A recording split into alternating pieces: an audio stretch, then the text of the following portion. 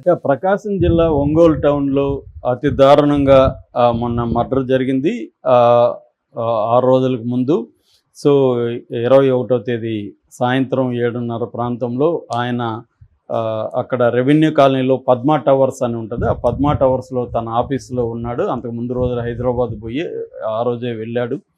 వెళ్ళి ఆఫీస్‌లో ఉన్నప్పుడు కొంతమంది ముసుగులేసుకొని వచ్చిన ఒక 5 మంది, అంటే కర్చీఫులు కట్టుకున్నారు ముఖానికి. కర్చీఫులు కట్టుకొని వచ్చిన ఒక 5 మంది అతి దారుణంగా ఆయన్ని పొడి చేసి వెళ్ళిపోయారు. అక్కడ ఆఫీస్ బాయ్ ఉన్నాడు. ఆఫీస్ బాయ్ కేకలేస్తే పక్కన వాళ్ళు వస్తే వాళ్ళని కూడా బెదిరించి వీళ్ళు వెళ్ళిపోయారు. వీళ్ళు 2 వీలర్స్ ఎక్కడో పక్కన నెంబర్ ప్లేట్ లేని 2 వీలర్స్ పక్కన పెట్టుకొని అక్కడి నుంచి ఎస్కేప్ అయ్యారు. సో ఇది ఒక్కసారిగా ఆంధ్రప్రదేశ్ ఉలిక్కిపడింది. తెలుగుదేశం ఇతను ఎవరంటే ముప్పవరపు వీరయ్య చౌదరి ఇతని పేరు. ఇతను లోకేష్కి ప్రధాన అనుచరుడు. లోకేష్ ఆ జిల్లాలో యువగలం పాదయాత్రలో కూడా ఈయన దాదాపు నెల రోజుల పాటు లోకేష్తోనే తిరిగాడు. ఒక వీడియో కూడా వైరల్ అవుతుంది. లోకేష్ ఇతనికి ఎంత ఇంపార్టెన్స్ ఇస్తున్నాడని ఆ వీడియోలో కూడా. ఎందుకంటే వీరయ్య చౌదరికి అడ్డుగా ఎవరో ఉంటే అతన్ని పదే పదే లోకేష్ పక్కకు నెడుతున్నాడు, ఈయన కనబడాలి కెమెరా కానీ.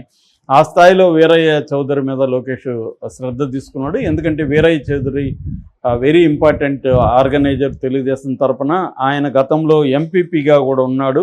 నాగులుప్పలపాడు ఎంపీపీ. ఈయనది సంతనూతలపాడు నియోజకవర్గం, నాగులుప్పలపాడు మండలం, Ammanabrolu village.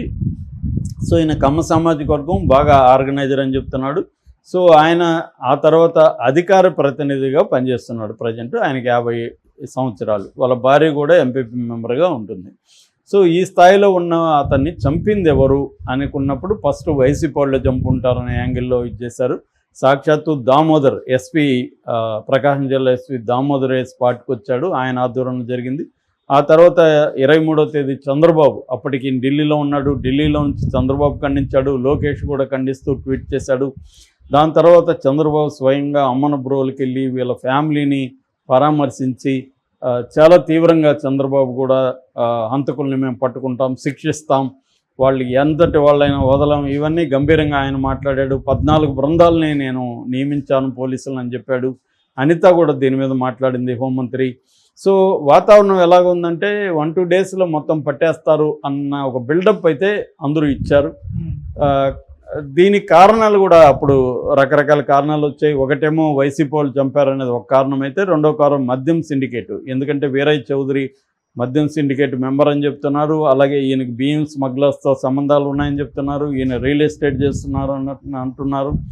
So real estate వాళ్ళు కానీ, బియ్యం స్మగ్లర్స్ కానీ, లేకపోతే మద్యం సిండికేట్ వాళ్ళు చంపుండొచ్చు అనేది కూడా వస్తుంది. ఎందుకంటే వైసీపీ వాళ్ళు చంపితే డైరెక్ట్గా పార్టీ వాళ్ళు చంపుతారు. కానీ ఇది సుపారీ హత్య. ఇది బీహార్ వాళ్ళని నియమించి సుపారీ ఇచ్చి వాళ్ళకి హత్య చేయించారు అనేది అప్పుడు వచ్చింది. సో ఇప్పటికి 6 రోజులు అయిపోయింది. ఇప్పటి వరకు కూడా ఈ కేసులో ఏం జరిగిందో బయట పెట్టట్లేదు. కానీ నిన్నంతా కూడా ఒక వార్త అయితే వైరల్ అయింది అన్ని పేపర్లో. అదేంటంటే ప్రధానమైన నిందితుడు అయితే అరెస్ట్ అయ్యాడు, పోలీస్ కస్టడీలో ఉన్నాడు. ఇప్పటివరకు అయితే కోర్టులో ప్రవేశపెట్టలేదు. కోర్టులో ఈ కేసుకు సంబంధించి ఎటువంటి మెమో పెట్టడం కానీ, ఎఫ్ఐఆర్ దాఖలు చేయడం కానీ ఏమీ చేయలేదు. ఎవరు పట్టుకున్న వ్యక్తి ఎవరంటే ఇతను అమ్మనబోల్లో వీరగంధం దేవేంద్రనాథ్ చౌదరి. ఇతనికి వీరయ్య చౌదరికి మధ్య, దేవేంద్రనాథ్ చౌదరికి వీరయ్య చౌదరికి మధ్య ఆల్రెడీ గొడవలు ఉన్నాయి. మొన్న కూడా రొయ్యల చెరువులకు సంబంధించిన వీళ్ళిద్దరికి నీళ్ళ పంపకం విషయంలో కూడా గొడవలు పడ్డారని చెప్తున్నాడు. ఒకప్పుడు ఈ దేవేంద్రనాథ్ చౌదరి వైసీపీలో ఉండేవాడు, తర్వాత తెలుగుదేశంలోకి వచ్చాడు. 2024లో ఎన్నికల్లో కూడా తెలుగుదేశం గెలుపుకే పనిచేశాడు. అయితే వీళ్ళిద్దరి మధ్య వ్యక్తిగత వైరుధ్యం ఉంది. అంటే తాను ఎదగాలని దేవేంద్రనాథ్ చౌదరి ట్రై చేస్తున్నాడు, తనని అడ్డుకుంటున్నాడు వీరయ్య చౌదరి అని అంటున్నారు. సో వీరయ్య చౌదరికి పదవి కూడా ఇప్పుడు ఇవ్వబోతున్నారు. పీడీసీసీబీ అంటే Prakasam district cooperative central bank అధ్యక్షుడుగా వీరయ్య చౌదరికి ఇవ్వబోతున్నారు. అది కానీ ఇస్తే వీరయ్య చౌదరి స్ట్రెంగ్త్ పెరుగుతుంది, మనం ఎదగలేము అనేది దేవేంద్రనాథ్ చౌదరి అనుకున్నాడు. అందుకని వీరయ్య చౌదరి అడ్డుగాని తొలగిస్తే మనం తెలుగుదేశంలో పైకి వెళ్ళొచ్చు అనేది ఈ దేవేంద్రనాథ్ చౌదరి అనుకొని, మనం వేసేస్తే ఇది వైసీపీ వాళ్ళ అకౌంట్లోకి వెళ్తుంది, మన మీద ఎవరు రారు అనే ఒక ప్లాన్తో తెలియకుండా, మనం చంపామని తెలియకుండా ఒక సుపారీ ఇచ్చి చంపించాడు అనేది అంటున్నారు.